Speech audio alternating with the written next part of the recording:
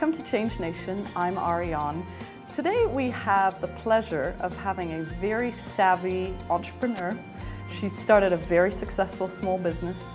She is one of the most famous people pretty much on Twitter right now, with thousands and thousands of people following her. And we're going to talk about what it takes to start a small business, issues, fears, things that might get in the way, but what she's really done to make it successful. Her business is SavvyAuntie.com. Welcome, Melanie. Thank you very much, Ariane. I'm so excited to be here. So Melanie, you and I met about a year ago. Yeah, just about. And I've watched your progress in amazement, and I want to tell you how proud I am and how much I acknowledge you for how far you've come. Thank As you. a fellow entrepreneur, I know the journey, and I'm so excited to hear about just how you've made it happen. And did you always want to be an entrepreneur? Was it always something that was inside of you? I think it was, frankly. I found myself reading books about other entrepreneurs throughout my 20s and much of my 30s, and realized that every time I went on a job interview with somebody who had started a business and met with them, I get so excited and passionate. I had to work with this person. And I'd wake up the next morning and think, wait a minute, I don't want to work for this company. It was the passion of entrepreneurship that I was so attracted to. And that's when I started to think, maybe this is my time. Maybe this is my opportunity. I had spent some time in my late 30s really feeling, frankly, stuck. I didn't know if I should take the same job and move it to a different company, or go to a different company, explore a whole new job. And Sounds familiar. Does it? You know, and I really just didn't know. And here I was nearing 40 and thinking, wait a minute, is this my life? Is this really my path?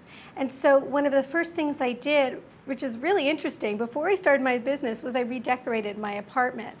I found that so much of my life was focused on others. When you'd walk into my apartment, because I love to entertain, everything was facing the door. Everything was about welcoming the guest. There was very little real estate in general, and specifically for me in my apartment. But wait a minute, I need to change. I need to think about focusing on me a little bit and my dreams and what I want to do. And so I redecorated my apartment. I don't know much about Feng Shui, but it probably has little Feng Shui philosophy in there. And that's when everything started to open up for me. And that's when I thought, wait a minute, now's the opportunity for me to focus on my dreams and what I want to be. And I realized I wanted to be an entrepreneur. Did you know how to start a business? Do you think it was innate? Did you read a bunch of books, or did you just jump in? I think a lot of people are like, well, it's easy for you, but that's not who I am. Did you know how to do it? I think, it's a little bit of both.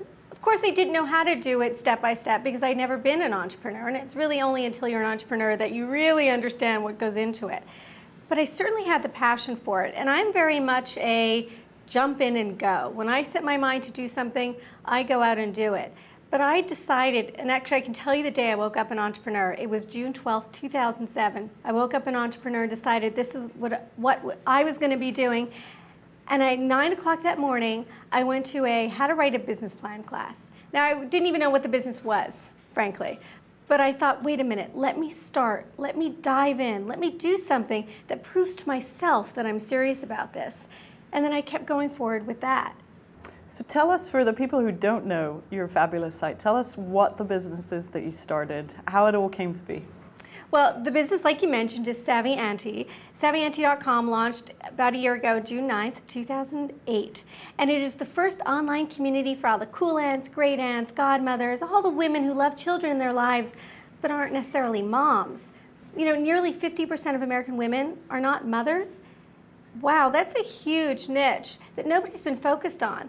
And yet, I found myself when I was working for a major beauty company that I was savvy in just about everything I was doing. I was literally flying off to Paris all the time. I had the great clothes and the great shoes, and really was this cosmopolitan New York City executive. But when it came to the little people in my life, my nieces and nephews, I wasn't very savvy at all. I had no idea what they were into. And so I thought this was an opportunity to make aunts more savvy. And so that's where SavvyAuntie.com was born. So what do you know now about starting a business that you wish someone had told you when you got started? How warm the entrepreneurial community is. I mean, like you said, we met about a year ago, and you were so warm and so helpful and connecting me with people immediately. Other entrepreneurs get it. Other entrepreneurs know how it is to start a business, how it is to incrementally every day, every month, every year to make that business grow. And we all know that we can't be perfect at everything. And so if only someone had told me how warm the community was, I would have jumped in much earlier on. Any mistakes that come to mind? Anything you're like, you know, I've made tons of mistakes. I'm sure you've made a couple. Sure. Anything that you're like, wow, you know, growing experience, just to give people a sense that we are not perfect and we make mistakes. Well, perfect is exactly the word that I would focus on. I wouldn't say I'm necessarily a perfectionist, but I wanted everything to be as perfect as it could possibly be for my audience. And so I'm a people pleaser. And before I launched, I wanted everything to be absolutely perfect. And what I've learned now is to accept imperfection. It makes things move faster. And sure, it's not always exactly the way that I would do it, but it's the way that I need to do it to get the job done. So I think focusing too much on perfection stopped me from progressing as fast as I might have. What do you think made you connect so much to the Twitter audience? What is it? What are you doing? What's the secret? What is Twitter? What is it? I started on Twitter, actually, fortunately enough, back in August of 2007. It had launched in March 2006. So I was relatively new to the space. I mean, one of the first people in the space. Even there were a lot of people in technology who were there first. And I found out about it through blogs as I was starting my business. You know, as you know, you try to research everything. And so I found these blogs that talked about Twitter, and I said, well, maybe I need to get on this. And I jumped in, and what I realized was, wait a minute, that author, that book that I just read on you know, marketing and PR, he's on Twitter. And if I tweet out to him, he replies. Oh my gosh, well, let me try it again with this blogger whose blog I read daily. Wow, he replied too. And look, there are a lot of mom bloggers on there, and I'm telling them a little bit about the business that I'm starting, and they're being tremendously supportive, saying their sister is the best aunt. Wait a minute, this is a really warm community, somewhat like the entrepreneur community. And if I keep adding value and listening to what's going on, I think that I can really learn a lot. And so over the last almost 2 years, I've been building a wonderful community on Twitter, and it's really helped launch my business and carry it forward. What would you tell an entrepreneur who's watching this about Twitter, about Facebook? Is it a little bit of a waste of time? Is it an absolute must as a business skill? How do you find the right balance between the two? I think it's an absolute must. I'm completely self-funded, as you know, so I didn't have any marketing dollars. Well, social media enables you to get the word out without having to spend a dime. What you do have to do is add value. You have to create community. You have to let people know that you have something to share without selling them and pushing hard. So if you want to market your business, start on Twitter. And here's the secret to the story. Share about yourself, less about your business. People connect to people, and social media enables you to do that. What do you do when some of those doubts creep in? What's your coping mechanism? What do you go to? Well, first I go to myself and reassure myself that I believe in myself. Reassure myself that every decision I've made, whether right or wrong, has pushed me in the right direction. So first I go to me. But then I am so fortunate, Ariane. I have friends like you, and I've got so many friends who are entrepreneurs. I literally just send them an email, tweet to them, meet them for coffee, and frankly, they all have an answer, and their answer is always, Melanie, you're going to go far. Melanie, I believe in you. And that in of itself keeps me going.